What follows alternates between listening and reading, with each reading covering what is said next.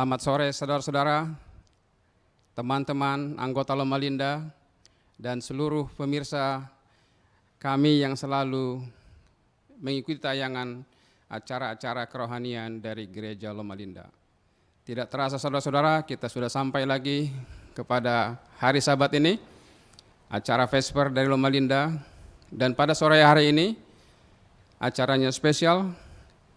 Kita akan membahas pelajaran kita dari buku Nasihat bagi Sidang, tulisan Ellen G. White. Tentu semua anggota Loma Linda sudah mempunyai materinya, jadi bisa mengikuti akan materi, terutama pertanyaan yang sudah diberikan oleh pemimpin kita. Tapi bagi saudara-saudara yang ada di luar jangkauan Loma Linda, bisa melihat buku tulisan Ellen G. White yang berjudul Nasihat bagi Sidang, pasal yang kedua yang berjudul Kehidupan yang Disucikan. Baik saudara-saudara, kita akan membuat ringkasan dari materi yang sudah diberikan. Pendeta kita, narasumber kita, senior pastor Loma Linda sudah ada di tempat, dan kita akan memulai dalam doa dalam hati sejenak.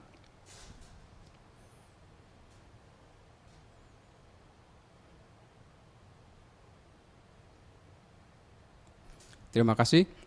Apakah ada lagu buka, Brother Edwin? Sebelum kita masuk kepada inti, mari kita menyaksikan atau bernyanyi bersama-sama dalam lagu Sion yang sudah disediakan. Kekuatan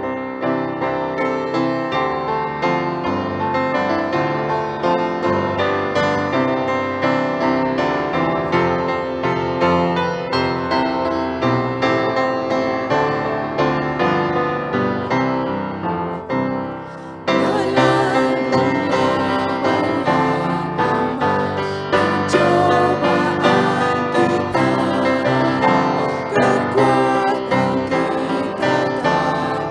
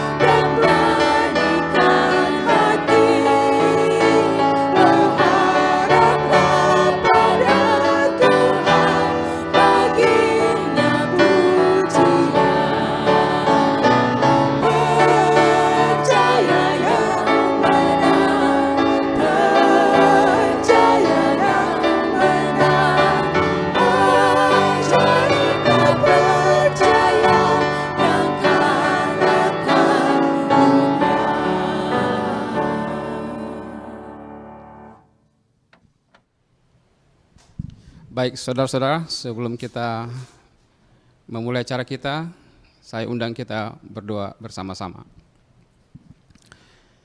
Tuhan kami yang bertahta di dalam kerajaan surga, kami sangat bersuka cita Tuhan, karena pimpinan Tuhan kepada kami sepanjang 1 minggu yang begitu sibuk dengan segala aktivitas kami. Dan pada sore hari ini Tuhan sudah hantarkan kami kembali kepada hari Sabat, hari suci, di mana kami akan menggunakan hari Sabat ini bersama-sama bersekutu dengan Tuhan.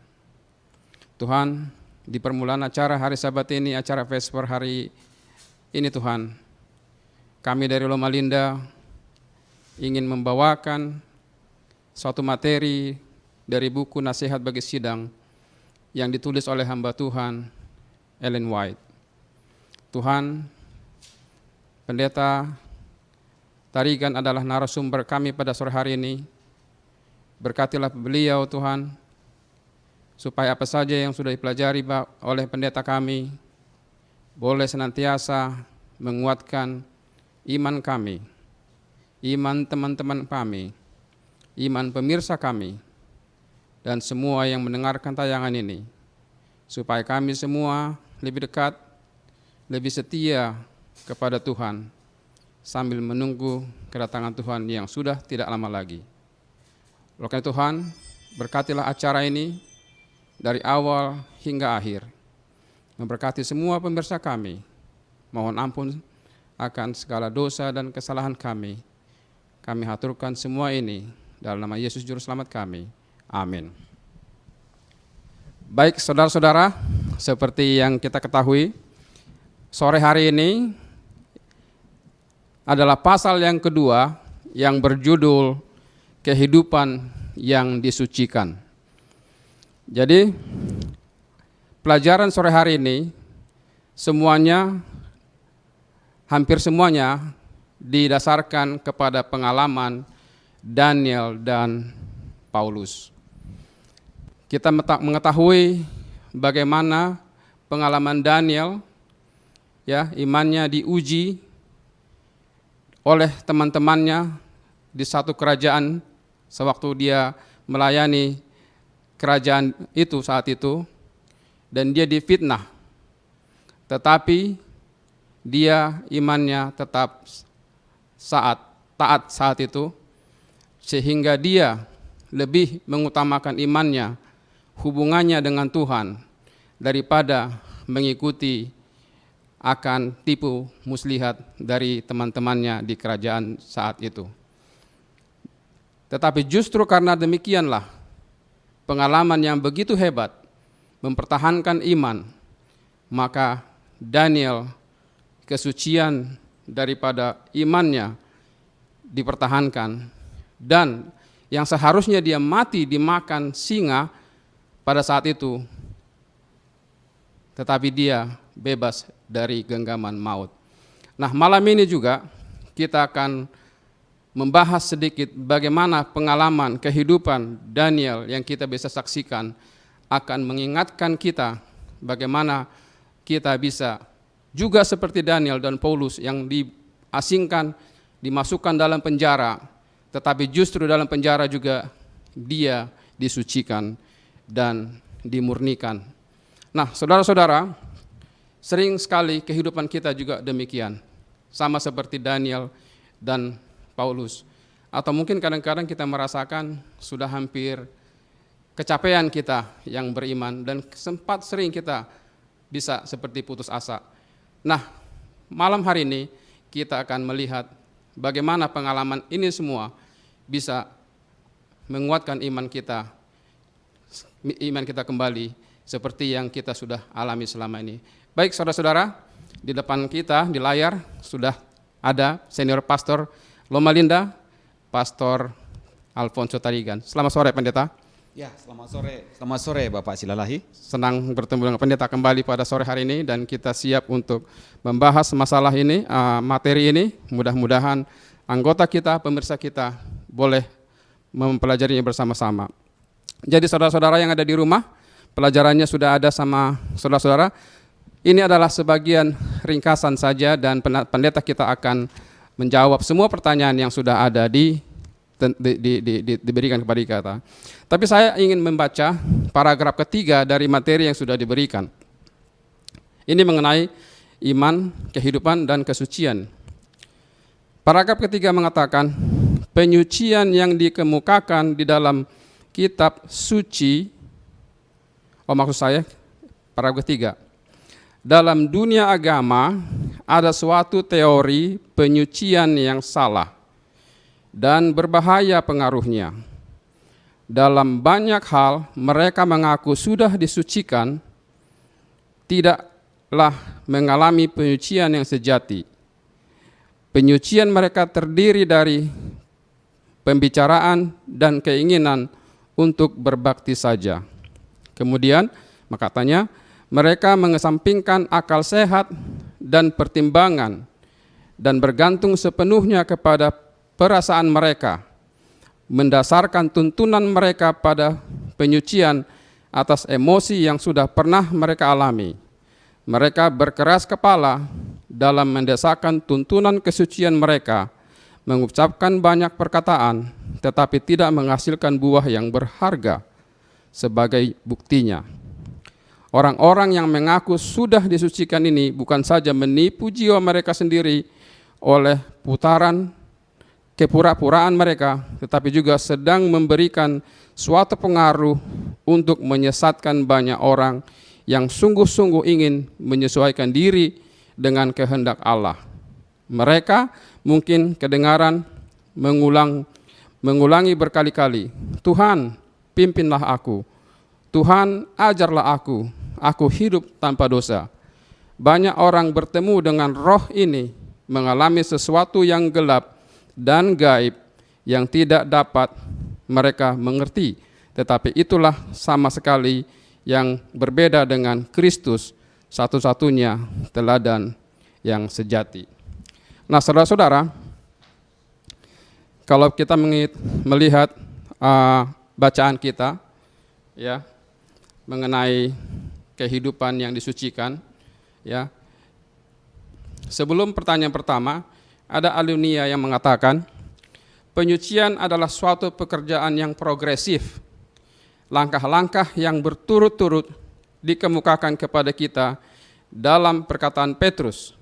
Ya, justru karena itu kamu harus dengan sungguh-sungguh berusaha untuk menambahkan kepada imanmu kebajikan, dan kepada kebajikan pengetahuan, dan kepada pengetahuan penguasaan diri, kepada penguasaan diri sendiri ketekunan, dan kepada ketekunan kesalehan, dan kepada kesalehan hasil akan saudara-saudara, dan kasih akan saudara-saudara semua. Sebab apabila semuanya itu ada padamu dengan berlimpah-limpah, kamu akan dibuatnya menjadi giat dan berhasil dalam pengenalanmu akan Yesus Kristus. Ketika itu saudara-saudaraku, berusahalah sungguh-sungguh supaya panggilan dan pilihanmu makin teguh, sebab kamu melakukannya, kamu tidak akan pernah tersandung. Dengan demikian, kepadamu akan dikaruniakan hak penuh untuk memasuki kerajaan kekal, yaitu kerajaan Tuhan dan Juru Selamat kita, Yesus Kristus.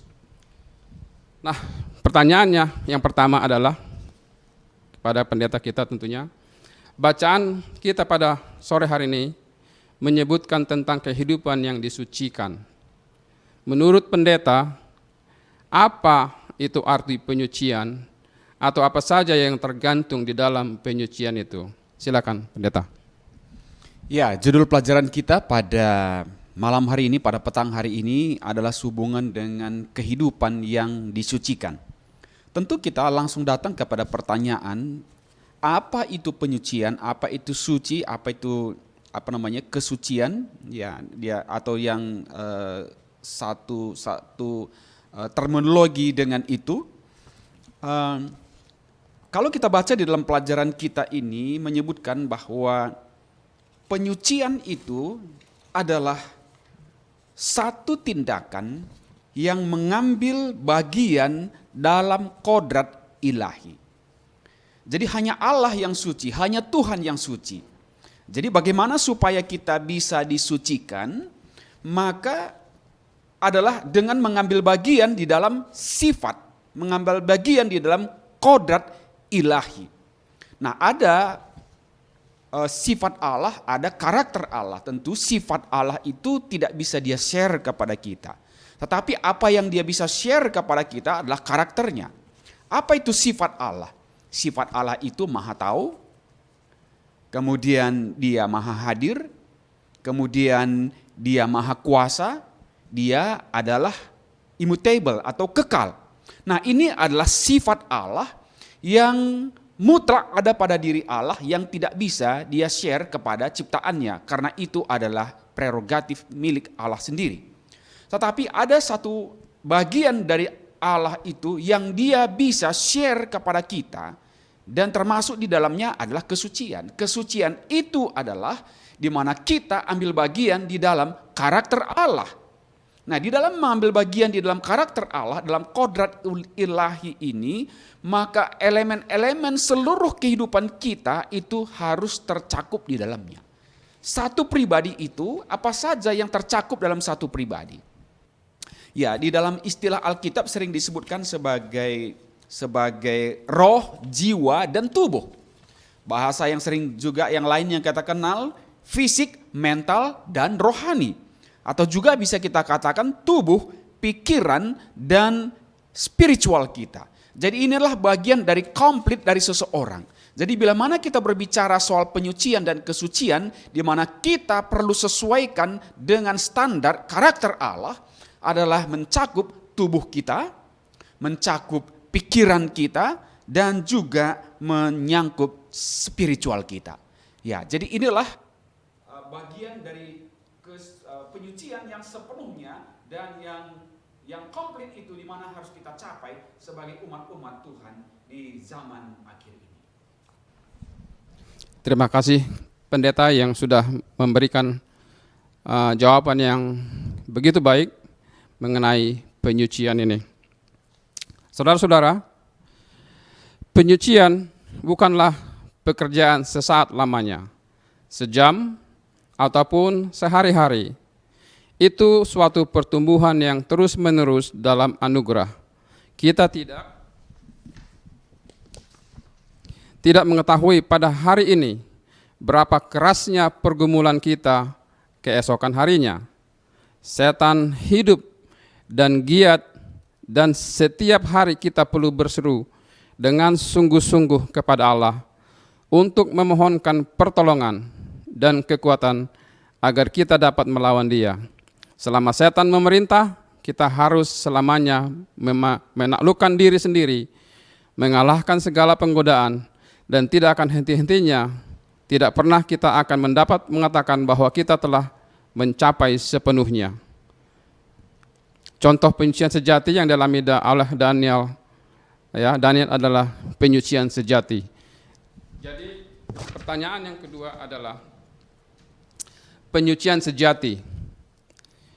Bagaimanakah penyucian sejati itu, dan seberapa lama penyucian itu akan dituntut dari kita? Jadi pertanyaan adalah, ada penyucian sejati dan ada juga penyucian palsu.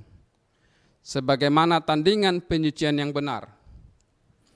Kiranya, bolehkah pendeta menjelaskan yang mana penyucian sejati dan yang kira-kira bagaimanakah penyucian yang palsu ini? Silakan pendeta. Ya, tentu Tuhan ingin agar umat-umatnya mengalami satu penyucian yang sejati. Seperti yang saya sampaikan di awal tadi, bahwa penyucian yang sejati itu adalah penyelarasan karakter kita, hidup kita sepenuhnya dengan standar yang Tuhan kehendaki. Nah, dalam hal ini setan di satu sisi yang lain akan juga mencoba untuk mengcounter rencana Allah di dalam membangun satu penyucian yang sejati di dalam diri umat-umatnya. Nah, bagaimana kita bisa membedakan atau bagaimana kita bisa melihat penyucian yang sejati dan penyucian yang palsu tersebut? Nah, tadi Bapak Silalahi, moderator kita, sudah menyampaikan dan membaca di dalam bacaan kita yang menyatakan bahwa penyucian yang palsu itu adalah penyucian yang hanya merupakan pembicaraan saja dan sebuah keinginan untuk berbakti. Jadi penyucian yang sejati itu tidaklah sebuah perasaan atau hanya berbicara atau sekedar teori saja. Penyucian yang sejati itu adalah satu prinsip kehidupan yang terdapat dalam kehidupan kita, bukan hanya sekedar di dalam perkataan, bukan hanya sekedar di dalam perasaan kita, bukan hanya satu keterlibatan kita di dalam satu tindakan spiritual atau tindakan rohani, atau boleh saya katakan satu kegiatan agama atau kegiatan agama yang lainnya. Nah, penyucian yang sejati itu adalah sebuah prinsip kehidupan yang terlaksana di dalam kehidupan kita secara pribadi. Nah, maksud saya adalah penyucian yang sejati itu adalah sebuah prinsip hidup yang terjadi dalam diri kita, di mana hidup kita seluruhnya, yaitu fisik, mental, dan rohani kita disesuaikan dengan hukum Tuhan, dengan karakter Allah. Karena hukum Tuhan adalah karakternya, karakter Allah adalah hukumnya, hukum Allah adalah penyataan dari karakter Allah itu sendiri. Hukum Allah adalah transkrip dari karakter Allah. Jadi penyucian yang sejati adalah bila mana kehidupan kita seluruhnya itu dapat disesuaikan dengan karakter Allah. Dalam hal ini adalah penurutan kita yang sempurna kepada hukum Allah. Nah, dalam hal ini tentunya ada penurutan yang oleh kuasa manusia, dan ada penurutan oleh kuasa Roh Kudus yang tinggal di dalam hati manusia. Penyucian yang sejati itu tidak bisa terlepas dari tinggalnya Roh Kudus di dalam diri kita yang akan menyanggupkan kita di dalam melakukan kehendak Allah, di dalam melakukan hukum Tuhan. Jadi suatu usaha manusia dalam menuruti hukum Allah, dalam mencoba untuk menyelaraskan kehidupannya dengan hukum Allah, dengan karakter Allah, dengan kekuatan manusia saja, dengan usaha manusia, maka itu adalah bagian dari penyucian yang palsu. Karena kita tidak akan pernah dapat menuruti atau mencapai standar yang Tuhan kehendaki dengan kekuatan kita sendiri. Tuhan memberikan kuasa kepada kita, Roh Suci, untuk tinggal dalam diri kita, agar kita disanggupkan untuk memenuhi standar ilahi yang Tuhan inginkan terjadi dalam hidup kita, di mana kita memantulkan karakter Allah di dalam kehidupan kita sehari-hari. Baik, terima kasih kepada pendeta yang sudah menjabarkan bagaimanakah penyucian sejati itu. Ada yang di-summarize di sini. Ya, inti dari penyucian sejati tadi itu adalah salah satu penyangkalan diri, pengorbanan diri, kebajikan, keramah tamahan, kasih, kesabaran, kekuatan jiwa, dan kepercayaan kepada Kristus. Dan tentu banyak lagi perbuatan-perbuatan ilahi yang bisa kita lakukan kalau kita benar-benar sudah menyucikan, dapat menyucikan diri kita melalui berkat dan kuasa dari Tuhan. Baik pendeta, yang ketiga adalah dikatakan mengenai penyucian ini kembali. Kadang-kadang mereka atau kita sudah merasa gembira, sudah datang ke gereja, kita sudah merasa suci ya. Ada kutipan di sini mengatakan perasaan gembira ataupun hilangnya kegirangan bukannya merupakan bukti bahwa seorang sudah disucikan atau tidak disucikan. Penyucian sejati adalah pekerjaan sehari-hari berlangsung selama seseorang masih hidup. Mengalahkan segala kecenderungan yang berdosa dan mencari kesucian hati dan kehidupan. Tidaklah membanggakan adanya kesucian. Mereka justru dibilang makin lapar dan haus akan kebenaran, dan mereka melihat dosa adalah sangat mengerikan bagi mereka. Jadi pendeta, pertanyaan yang berikutnya nomor 3 adalah, apakah itu penyucian yang benar dan apa buktinya yang dapat kita lihat bahwa seseorang telah mengalami penyucian sejati? Silakan pendeta. Ya, tadi saya sudah sampaikan penyucian itu adalah penyesuaian seluruh aspek kehidupan kita dengan standar yang Tuhan inginkan. Dalam hal ini adalah penurutan yang sempurna kepada hukum Allah. Kemudian pertanyaan tadi yang Bapak Silalahi sampaikan, apa bukti-buktinya yang dapat kita lihat dalam diri seseorang sehingga kita tahu bahwa orang ini telah mengalami penyucian yang sejati. Tentunya dalam rubrik yang lebih besar, dalam payung yang lebih besar adalah bila mana seseorang itu telah memiliki satu kehidupan yang sepenuhnya sesuai dengan standar hukum Allah. Nah, tetapi juga jangan kita lupa, sama seperti satu pohon dari mana kita tahu bahwa itu adalah sebuah pohon itu baik atau pohon itu tidak baik, kalau dia menghasilkan buah-buah yang baik. Sebuah pohon yang baik, kalau dia menghasilkan buah yang baik, maka kita sebut pohon itu adalah pohon yang baik. Kalau ada pohon yang rindang, pohon yang baik, tetapi dia tidak menghasilkan buah, maka itu tidak dapat kita sebutkan sebagai pohon yang baik.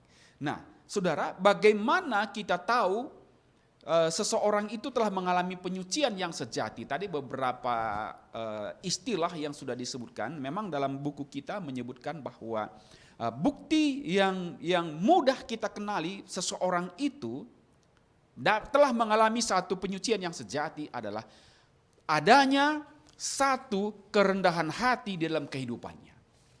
Ya. Adanya satu kerendahan hati. Mengapa ini kerendahan hati itu merupakan satu bukti yang terkuat yang dapat kita lihat bahwa seseorang itu telah mengalami penyucian yang sejati. Saudara, kita akan menyadari bahwa segala atau seluruh kehidupan kita ini adalah anugerah Allah. Kalau itu adalah anugerah Allah, maka tidak ada sesuatu yang perlu dan patut kita banggakan dan sombongkan dalam kehidupan kita. Karena kita tahu bahwa kita tidak berdaya dan kita tidak mampu melakukan apa-apa oleh kekuatan kita. Dan bila mana kita menuruti hukum Allah, sanggup melakukan apa yang Tuhan perintahkan untuk kita lakukan, itu bukanlah hasil dari usaha kita yang patut kita banggakan dan sombongkan. Kita menyadari bahwa itu sepenuhnya adalah pengaruh Roh Kudus, oleh kuasa Roh Kudus yang tinggal di dalam diri kita. Dengan demikian, maka orang yang disucikan, mengalami penyucian yang sejati, akan menunjukkan kerendahan hati yang paling dalam. Nah, saudara, kalau masih ada satu perasaan kesombongan, satu perasaan angkuh yang kita merasa lebih daripada saudara-saudara kita, lebih suci, lebih berkenan di hadapan Tuhan, dan perasaan-perasaan lebih lainnya, ini adalah satu keangkuhan yang menunjukkan bahwa kita masih harus bergumul untuk mendapatkan penyucian yang sejati itu. Nah, lebih jauh daripada kerendahan hati ini, tadi disebutkan itu adalah adanya roh pelayanan, adanya penyerahan sepenuhnya kepada Tuhan, penyangkalan diri, kemudian apalagi kebajikan, keramah tamahan, kesabaran, kekuatan jiwa. Kekuatan jiwa artinya adalah kita teguh di dalam sebuah prinsip. Kita tidak mudah diombang-ambingkan bila mana itu adalah sebuah prinsip. Kita bagaikan batu karang berdiri teguh di dalam apa? Di dalam sebuah prinsip. Prinsip dalam hal ini adalah kalau itu menyangkut right or wrong. Kalau itu menyangkut dosa atau tidak dosa, maka itu adalah sebuah prinsip. Seringkali kita berpikir bahwa itu adalah sebuah prinsip, padahal seringkali itu bukanlah sebuah prinsip. Sebuah yang bukan prinsip kita boleh kompromikan. Tetapi dalam hal prinsip tentu kita tidak kompromi dan kita berdiri teguh pada pendirian kita, karena itu menyangkut kesetiaan kita kepada Tuhan atau ketidaksetiaan kita kepadanya. Nah, jadi inilah bukti yang terkuat yang dapat kita lihat dalam kehidupan kita secara pribadi, bila mana sifat-sifat atau maksud saya adalah karakter Allah itu, karakter kerendahan hati, penyangkalan diri, kesabaran, keramah tamahan, kelembutan, dan buah-buah roh yang lain. Ini adalah bukti bagi kita bahwa kita telah mengalami penyucian yang sejati. Terima kasih pendeta atas penjelasan yang begitu baik. Tetapi kalau saya baca di dalam materi kita ini, ya semakin kita berserah kepada Tuhan dan kita sudah merasakan bahwa kita sudah melakukan yang terbaik bagi Tuhan, seolah-olah kadang-kadang kita merasakan bahwa kita sudah harus mempunyai kehidupan yang baik, tidak ada masalah, semuanya mulus saja. Tetapi kalau saya baca di dalam materi ini, ya, justru masalah akan timbul dan masalah mungkin akan lebih berat. Tetapi dibilang juga di sini, ya, Tuhan itu sudah mempersiapkan itu semua untuk menjadikan kita sebagai batu yang murni atau emas yang murni. Jadi tidak ada garansi bagi kita kalau kita sudah aktif di gereja melakukan sebuah yang baik, yang sudah dibuktikan, yang dibilang pendeta tadi, bukti-bukti orang yang disucikan tadi itu, bahwa kita mempunyai hidup akan lebih baik. Kita akan tetap bergumul selama hidup kita, dibilang di sini. Ya, kita terus dipoles setiap hari sampai akhirnya Tuhan mengatakan sama seperti Daniel tadi bahwa dia adalah orang yang disucikan. Baik pendeta, pertanyaan yang keempat, ada paragraf di sini. Ini masuk kepada pengalaman Daniel. Ketika itu katanya, Daniel mengetahui benar maksud-maksud musuhnya hendak membinasakan dia. Tetapi ia tidak mengubahkan perilakunya sedikit pun. Dengan tenang ia melaksanakan segala kewajibannya yang sudah biasa baginya. Dan pada jam permintaan doa, ia pergi ke kamarnya dan membuka jendela terbuka ke arah Yerusalem. Kehidupan Daniel merupakan suatu gambaran yang diilhamkan tentang apa yang membentuk suatu kehidupan yang disucikan.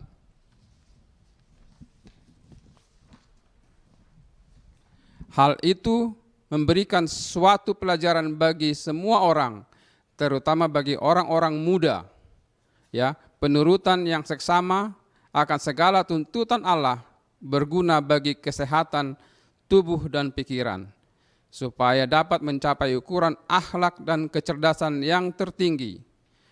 Perlulah mencari kebijaksanaan dan kekuatan dari Allah dan memelihara dengan seksama pertarakan dalam segala kehidupan. Nah, pertanyaannya pendeta adalah, pengalaman Daniel ini, ya, dari pelajaran Daniel ini, kira-kira apa yang kita ambil dari kehidupannya dalam kaitannya dengan kehidupan yang disucikan? Silakan pendeta. Ya, sebenarnya jawabannya sudah dibaca tadi oleh Bapak Silalahi dari paragraf yang dibaca tadi. Pelajaran yang kita bisa ambil dari kehidupan Daniel, saya hanya summarize aja dari apa yang sudah dibaca dalam paragraf tadi.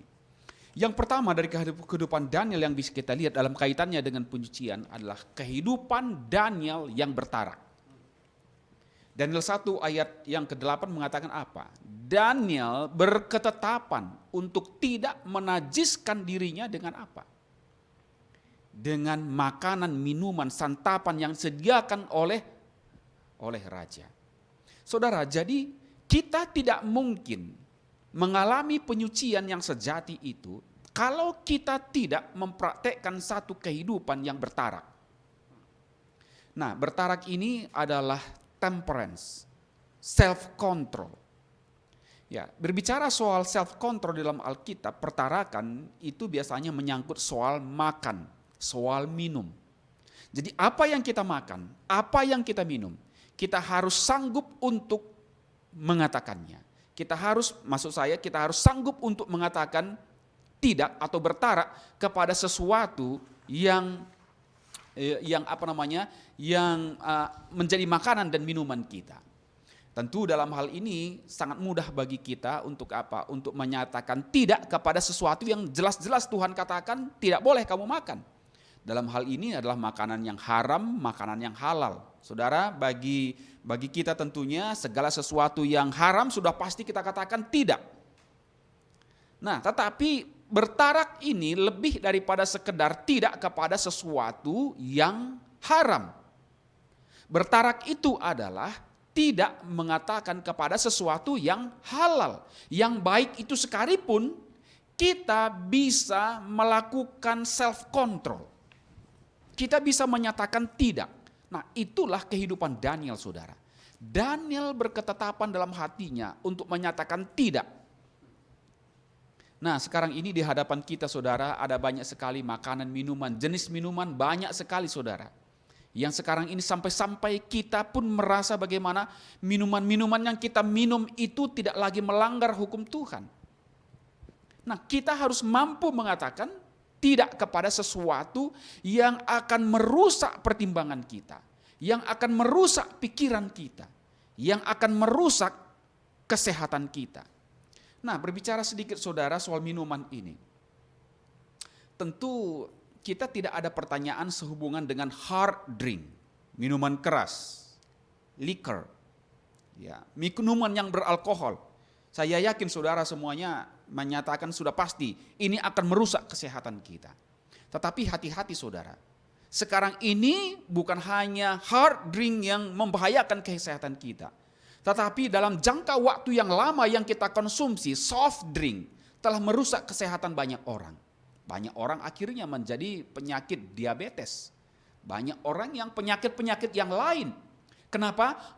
Karena mengkonsumsi sesuatu yang atau tidak melakukan pertarakan di dalam mengkonsumsi sesuatu.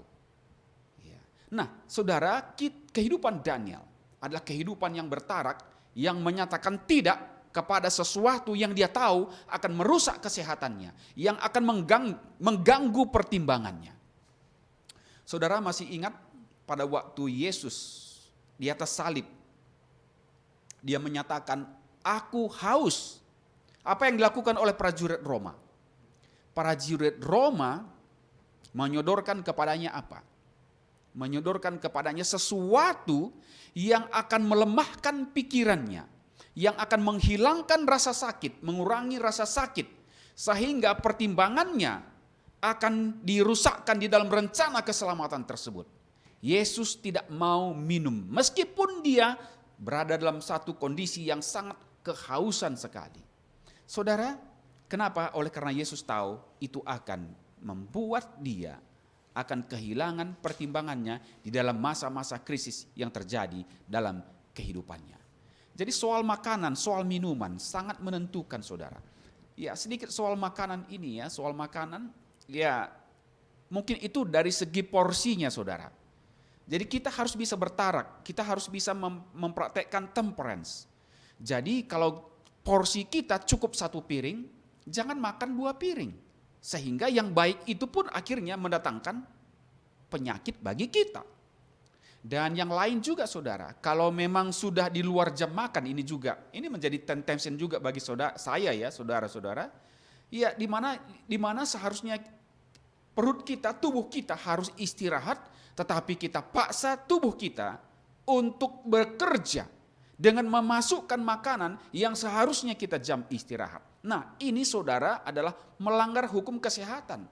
Nah, dalam hal inilah kehidupan Daniel itu, kehidupan pertarakan dari kehidupan Daniel sangat penting untuk kita apa? Untuk kita contoh. Nah, banyak kehidupan Daniel yang lain yang patut kita contoh dalam kaitannya dengan kehidupan yang disucikan. Daniel adalah seorang yang teguh kepada prinsip. Dilarang berdoa kepada siapapun selain kepada raja. Tetapi dalam perintah dengan akibat hukuman mati bila mana melanggarnya. Daniel tidak goyah di dalam kepercayaannya kepada Tuhan. 3 kali sehari dia masuk ke ruang kamar yang mengarah ke Yerusalem. Lalu dia berdoa ke sana. apapun akibat dari perbuatannya itu, dia tetap setia kepada Tuhan. Keteguhannya kepada prinsip, penurutannya kepada hukum Allah. Dia tidak goyah di dalam apa. Masih ingat teman-teman Daniel, Sadrak, Mesak, dan Abednego, ketika mereka disuruh untuk menyembah patung yang didirikan oleh Nebukadnezar, mereka ini berdiri teguh bagaikan batu karang di dalam mempertahankan prinsip. Jadi di dalam penyucian kehidupan kita, kita tidak bisa terlepas dari pertarakan.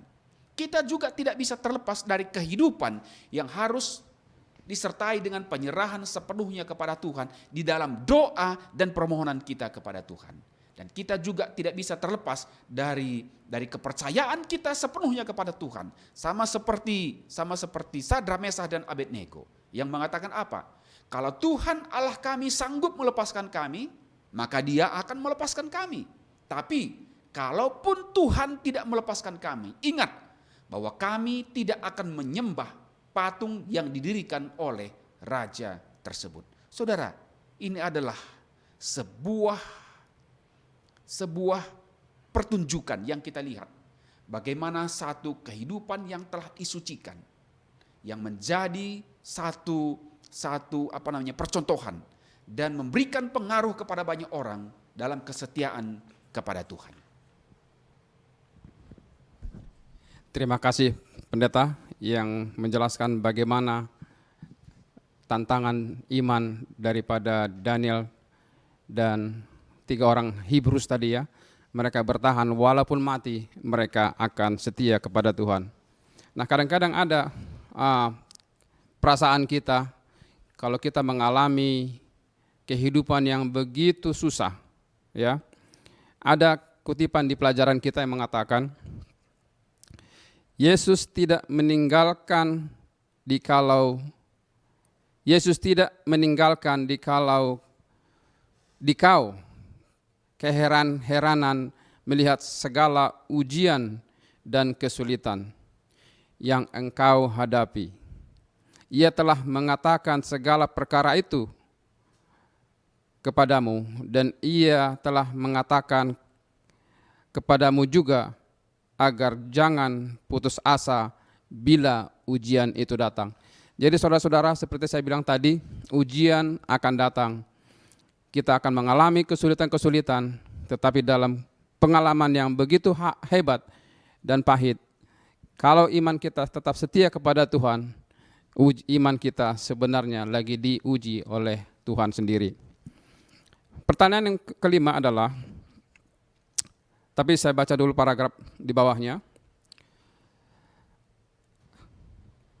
Kenyataan bahwa kita dipanggil untuk menanggung ujian membuktikan bahwa Tuhan Yesus melihat di dalam diri kita sesuatu yang sangat berharga yang hendak dikembangkannya.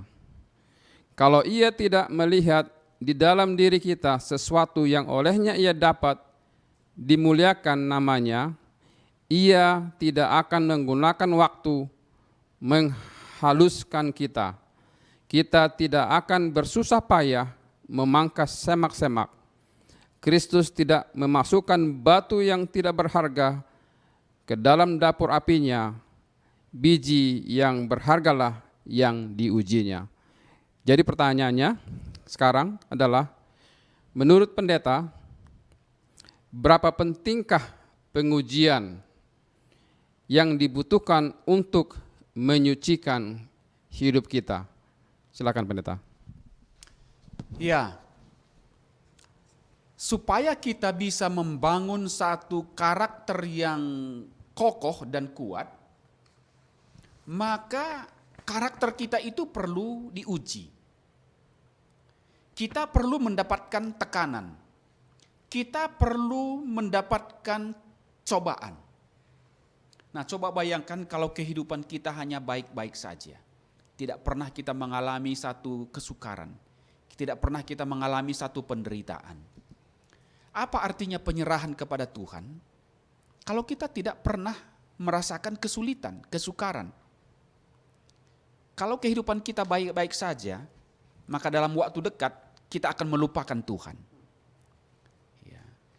Tapi kalau kehidupan kita mendapatkan tekanan, tekanan dari lingkungan, tekanan dari alam, dan kita mengalami satu kehidupan yang sulit di dalam kehidupan kita, maka dalam situasi itulah kita akan mengingat Tuhan. Dan di sanalah iman kita itu akan diuji, karakter kita itu diuji. Bagaimana kita bisa mengatakan, saya ini adalah seorang sabar.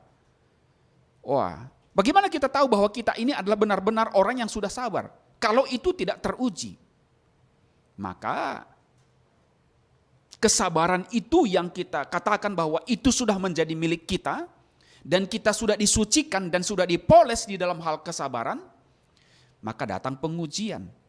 Pengujian itu datang bagaimana, saudara? Ya, mungkin kita kita dalam hubungan kita dengan sesama kita, dalam hubungan suami istri, atau dalam hubungan kita dengan anak kita. Kalau kita tidak bisa menahan emosi kita langsung marah, kita langsung benci, dan kita langsung sifat-sifat karakter yang lain yang kita tunjukkan dalam hal ini menunjukkan bahwa kita belum mendapatkan penyucian itu sepenuhnya. Jadi penyucian itu dalam kehidupan kita haruslah melewati sebuah ujian. Sama seperti emas atau perak atau timah, saudara. Saya dulu masih ingat pengalaman saya mendapatkan timah yang artinya itu mungkin timah itu adalah peluru yang kemudian nyasar lalu didapatkan di tanah. Timah itu atau peluru itu sudah bercampur dengan tanah. Kalau kita cuci pun itu sulit untuk bersih, saudara. Bagaimana caranya untuk membersihkan ini? Maka kita biasanya siapkan api. Api ini di mana kita masukkan timah ini ke dalam, bukan ke dalam ya, tetapi ada besi, misalnya ada besi, lalu besi ini yang sudah dipanaskan, lalu di atasnya ditaruh timah yang kotor ini, maka kotoran dan timah itu akan berpisah, sehingga timah itu yang tadinya kotor sekarang dia akan murni. Hal yang demikian juga dalam kehidupan kita, melalui penderitaan, melalui cobaan, melalui kesukaran-kesukaran yang kita alami dalam kehidupan kita, maka kehidupan kita itu akan dimurnikan dan disucikan. Nah, kalau misalnya kita ada orang yang menyenggol telinga kanan kita, lalu telinga itu langsung merah menyala, saudara. Itu menunjukkan bahwa kita masih bergumul di dalam mengalahkan dosa itu di dalam hal tersebut. Dan melalui cobaan-cobaan dan melalui pengalaman-pengalaman dan kesabaran kita dan oleh kuasa Roh Kudus yang tinggal dalam diri kita, maka penyucian itu lama-kelamaan akan terjadi dalam kehidupan kita. Dengan demikian karakter kita akan semakin lama akan disesuaikan dengan rencana Allah. Jadi pengujian itu merupakan hal yang mutlak kalau kita ingin pengujian itu merupakan hal yang mutlak dalam kehidupan kita kalau kita ingin mendapatkan satu penyucian yang sejati. Saudara, kita coba lihat kehidupan Yesus. Yesus datang ke dunia ini. Saya mulakan dulu dengan kehidupan Adam. Adam dan Hawa ditempatkan di Taman Eden. Mereka itu adalah sempurna. Tetapi mereka itu belumlah mengembangkan sebuah karakter seperti karakter Allah. Itulah sebabnya Tuhan memberikan pengujian. Tuhan memberikan pohon larangan. Semua pohon dalam taman ini boleh kamu makan, tetapi pohon yang di tengah-tengah taman ini jangan kamu makan. Nah, ini adalah sebuah ujian bagi Adam dan Hawa, di mana kalau mereka berhasil mengalahkan ujian itu, menang dalam ujian tersebut, maka karakter mereka akan dibangun, strong karakter yang akan menyerupai karakter Allah di dalam penurutan kepada hukum-hukum Allah. Tetapi ternyata Adam dan Hawa gagal. Yesus datang ke dunia ini. Ketika datang ke dunia ini, setan mempunyai satu misi. Misi setan adalah berhasil menjatuhkan Yesus ke dalam dosa. Banyak ujian yang diberikan oleh setan. Mulai dari Raja Herodes. Mulai dari saudara-saudaranya sendiri yang meragukan keilahiannya. Mulai dari murid-muridnya. Mulai dari orang-orang Farisi, orang-orang Saduki, ahli-ahli Taurat yang melontarkan pertanyaan. di mana pertanyaan itu adalah untuk menjebak Yesus. Akhirnya, setan sendiri pun datang dengan mencobai melalui selera. Jika engkau anak Allah, jadikanlah batu ini jadi roti. Jika engkau anak Allah, jatuhkanlah dirimu ke bawah. Semua ini akan kuberikan kepadamu jika engkau sujud menyembah aku. Nah, Yesus sedang diuji di dalam hal ini. Tetapi Yesus tetap bertahan, bergantung kepada Bapaknya, sehingga dia berhasil menghidupkan satu kehidupan tanpa dosa. Setan tidak puas dengan semuanya itu. Apa yang dia lakukan? Sekarang dia datang kepada Yesus dengan ujian yang lebih keras. Dia datang dengan serangan fisik, saudara. Apa yang dilakukan? Yesus ditangkap, Yesus dipukuli, Yesus diludahi, Yesus disiksa dengan penyiksaan-penyiksaan di luar dari batas-batas kemanusiaan. Bahkan sampai dia disalibkan, digantung di atas kayu salib. Dengan satu tujuan. Tujuannya apa? Agar Yesus menyerah dari misinya dan jatuh ke dalam dosa. Itu tujuan setan. Tetapi apapun yang dilakukan oleh setan, setan tidak berhasil menjatuhkan Yesus ke dalam dosa. Sampai akhirnya Yesus katakan apa? Sudah selesai. Akhirnya setan angkat tangan, saudara. Angkat tangan. Apapun yang dia lakukan kepada Yesus tidak bisa menodai jiwanya. Perjuangan seperti inilah seharusnya kita sebagai umat-umat Tuhan menjadi sebuah perjuangan kita dalam kehidupan ini. Kalau masih ada satu cobaan yang belum kita kalahkan, di mana itu menjadi satu titik pijak, di mana setan masih bisa untuk mengalahkan kita, maka setan akan datang di titik tersebut dan menyerang kita terus-menerus. Dan dalam hal inilah kita perlu bergantung sepenuhnya kepada Tuhan, supaya penyucian itu terjadi dalam diri kita. Kita disanggupkan untuk menuruti hukum-hukum Allah dan mengalahkan dosa itu. Penyucian dan mengalahkan dosa tidak bisa dipisahkan. Penyucian itu adalah mengalahkan dosa dan pencobaan dalam kehidupan kita. Terima kasih pendeta yang sudah menjelaskan bagaimana penyucian itu datang dengan tantangan yang begitu berat supaya kita disucikan. Berikutnya adalah dalam Yakobus 4 ayat 8 mengatakan, mendekatlah kepada Allah dan Ia akan mendekat kepadamu. Jadi pertanyaan berikutnya pendeta adalah mengenai perasaan, ya.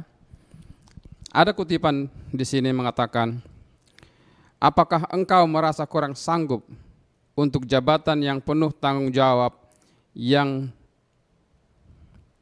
engkau duduki? Bersyukurlah kepada Allah untuk hal ini. Semakin engkau merasa ada kelemahanmu, semakin engkau mencari seseorang penolong. Maka dalam Yakobus 4 ayat 8 tadi kita dituntut mendekat kepada Tuhan supaya Tuhan mendekat kepada kita. Selanjutnya, Yesus menghendaki agar engkau selalu berbahagia dan bergembira.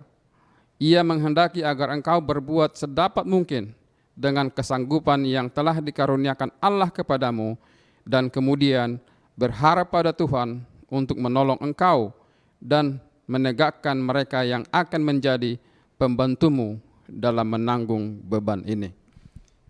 Pertanyaan berikutnya adalah mengenai perasaan. Kira-kira bagaimanakah kadang-kadang kita merasa perasaan kita yang beragama ini seperti beda-beda, pendeta? Jadi bagaimanakah perasaan kita bukanlah tolak ukur yang tepat untuk mengetahui bahwa kita sudah disucikan. Silakan pendeta. Ya, sama seperti kalau kita mau untuk mengukur apakah kita apakah kita mempunyai suhu yang tinggi atau suhu yang normal, temperatur yang normal atau temperatur yang tinggi. Apa yang kita gunakan? Oh, saya dulu seringkali kalau di kampung saudara masih kecil karena tidak ada termometer, maka saya katakan, oh saya kelihatannya ini panas. Lalu orang tua saya akan dia taruh tangannya di atas kepala saya. Oh kamu nggak panas katanya. Oh kamu dingin. Sudah, tangan kita, perasaan kita tidaklah merupakan tolak ukur untuk menentukan suhu tubuh kita. Sama halnya dengan kondisi kerohanian kita. Perasaan kita bukanlah tolak ukur di dalam menentukan kesucian kehidupan kita. Tolak ukur yang harus kita gunakan adalah hukum Tuhan, karakter Allah. Jadi bukan perasaan kita. Kalau perasaan kita baik, oh berarti kita dekat dengan Tuhan. Kalau perasaan kita buruk, maka kita bagaimana? Kita merasa bahwa kita belum disucikan. Nah, perasaan kita tidaklah menjadi tolak ukur yang baik di dalam menentukan apakah kehidupan kita sudah disucikan atau belum. Tolak ukur yang benar itu adalah hukum Allah. Apakah kita telah menuruti hukum Allah di dalam kehidupan kita atau tidak. Yang berikutnya, apakah penurutan kita kepada hukum Allah itu oleh usaha kita atau memang oleh karena tinggalnya Roh Kudus dalam diri kita. Kalau itu oleh karena tinggalnya Roh Kudus dalam diri kita, maka karakter-karakter yang berikut ini yaitu buah-buah roh tidak bisa dipisahkan dari kehidupan kita. Itu yang kita sebutkan tadi, kerendahan hati, pengampunan, kemudian kesabaran, ketekunan, kasih. Nah, ini semuanya adalah buah-buah roh yang menunjukkan bahwa proses penyucian itu terjadi di dalam kehidupan kita. Di dalam bagian pertama tadi, moderator kita Bapak Silalahi sudah membacakan tentang tangga bagaimana kita mencapai standar mencapai standar yang Tuhan inginkan. Di dalam 2 Petrus 1 ayat 5 sampai 8, coba tadi sudah dibaca, saya hanya menekankan saja. Dikatakan, justru karena itu kamu harus dengan sungguh-sungguh berusaha untuk menambahkan imanmu kebajikan, dan kepada kebajikan pengetahuan, dan kepada pengetahuan penguasaan diri. Penguasaan diri ketekunan, kepada ketekunan kesalehan, dan kepada kesalehan kasih akan saudara-saudara, dan kasih akan saudara-saudara kepada kasih akan semua orang. Jadi ini adalah sebuah tangga Petrus yang kita kenal juga sebagai tangga Petrus. Jadi ini dalam kaitannya bahwa penyucian itu tidak terjadi dalam satu hari atau dalam sekejap. Penyucian itu terjadi sepanjang kehidupan kita, langkah demi langkah. Jadi kita di dalam menang melawan dosa itu tidak bisa dalam waktu satu hari. Tapi itu merupakan tahap demi tahap dalam kehidupan kita sampai akhirnya kita menang dan akhirnya tidak ada lagi celah, tidak ada lagi ruang di mana setan bisa berpijak untuk menjatuhkan kita ke dalam dosa. Dan inilah tujuan kita, inilah sasaran kita sebagai umat-umat Tuhan. Dan itulah tujuan dari penyucian itu, di mana akhirnya setan akhirnya angkat tangan dan menyatakan, apapun yang saya lakukan kepada orang ini bertahan dalam imannya, dia tidak goyah dalam penurutannya kepada Tuhan, sehingga setan katakan apa? Dia menyerah. Sama seperti kepada Ayub, saudara. Ayub, apapun yang dilakukan oleh setan kepada Ayub, diambil hartanya, diambil anaknya, kemudian istrinya sendiri pun menyatakan, sudahlah kutuki saja Tuhanmu. Sampai akhirnya dia menderita satu penyakit kudis dari batuk kepala sampai ujung kaki. Tetapi ayat Alkitab menyebutkan, saudara, yang sangat luar biasa. Dalam semuanya itu, Ayub tidak menuduh Tuhan sesuatu yang tidak atau kurang patut. Dia tidak berdosa atau menyangkal imannya di dalam semua penderitaan yang datang kepadanya. Ini adalah satu kehidupan yang disucikan dan inilah menjadi tujuan kita, hidup kita. Ya. Terima kasih kepada Pendeta Tarigan sekali lagi. Begitulah acara kita sudah selesai. Ada 6 pertanyaan. Mudah-mudahan pelayanan dari Gereja Loma Linda sore hari ini boleh menguatkan iman kita yang kita tahu sekarang sedang disucikan dengan pengalaman-pengalaman kita. Saudara-saudara, kita akan tutup dengan doa. Silakan diputar lagu sionnya Brother Edwin.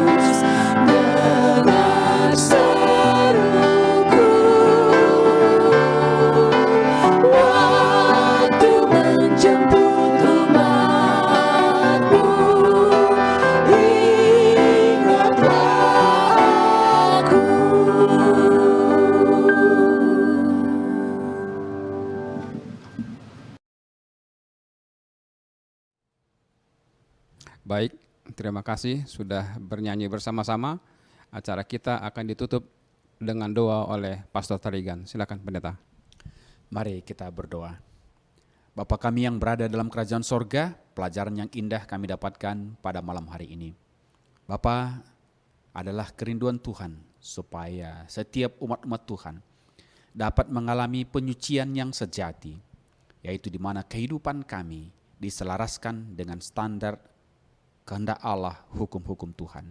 Bapa, berkati kami mendapatkan pelajaran pada malam hari ini. Sedikit demi sedikit, hari demi hari, sepanjang kehidupan kami akan melangkah dari satu tangga kepada tangga yang lain sampai kami mencapai kesempurnaan dalam memantulkan karakter Tuhan dalam kehidupan kami. Berkati kami ya Bapa, hanya oleh roh Tuhan, anugerah Tuhan saja yang akan menyanggupkan kami dalam mengalami penyucian yang sejati itu. Kami akan berpisah pada malam hari ini, berkati kami sampai bertemu kembali. Inilah doa kami di dalam nama Tuhan Yesus kami berdoa. Amin. Baik saudara-saudara, acara kita sudah berakhir. Jangan lupa kembali join dengan tayangan besok dari Gereja Loma-Linda di acara Sabbath School. Dan jangan lupa untuk like dan subscribe program kita ini supaya banyak yang bisa menyaksikan bagaimana kasih Tuhan yang begitu limpah di dalam kehidupan kita. Selamat malam.